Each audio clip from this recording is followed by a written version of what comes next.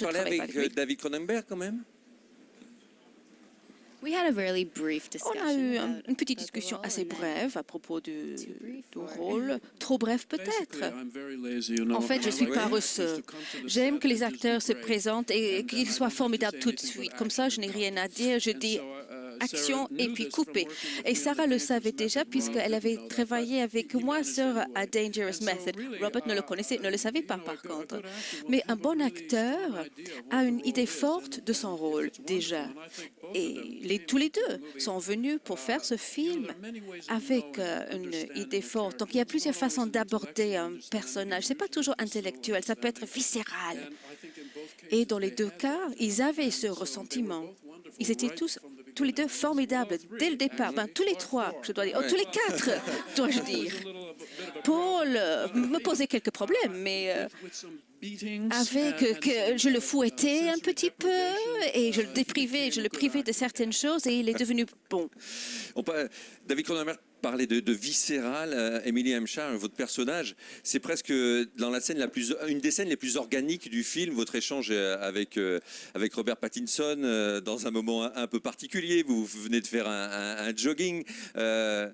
Comment présenter cette scène-là? Comment présenter votre personnage, Emily Hampshire? On a l'impression que c'est une sorte de rouage organique de ce monde capitaliste qui sert les intérêts de quelqu'un comme Robert Pattinson.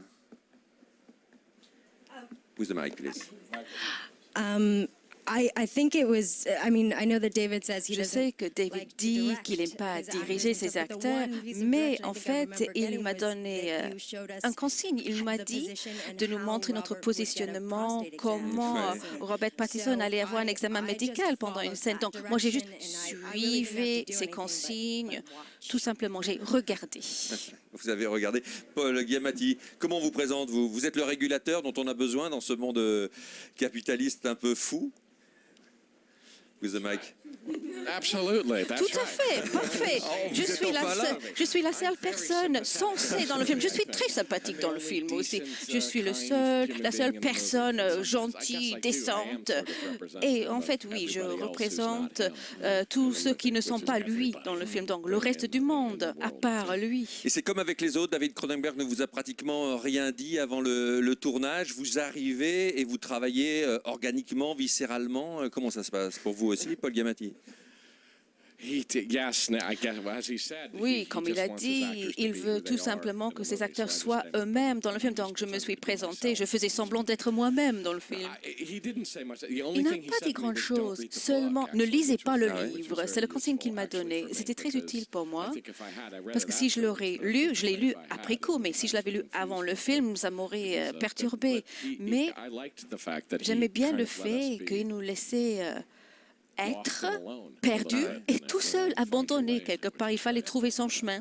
C'était bien. C'est intéressant, travailler à Blanc. C'est un film politique, David Cronenberg, parce que j'ai lu quelque part que vous auriez aimé que Karl Marx le voie. C'est vrai, ça? Qu'est-ce qu'il aurait pensé de votre film, Karl Marx, David Cronenberg? Qu'est-ce que vous en pensez? With the mic. Oh, Karl aurait adoré le film, bien sûr. Il aurait été étonné de voir que c'était un film en couleur, parce qu'il est mort avant la couleur. Mais il y a une citation dans le film. Un spectre hante le monde, le spectre du capitalisme. Ça, c'est une citation du film. Il est dans notre film. C'est une référence à Karl Marx et son manifeste.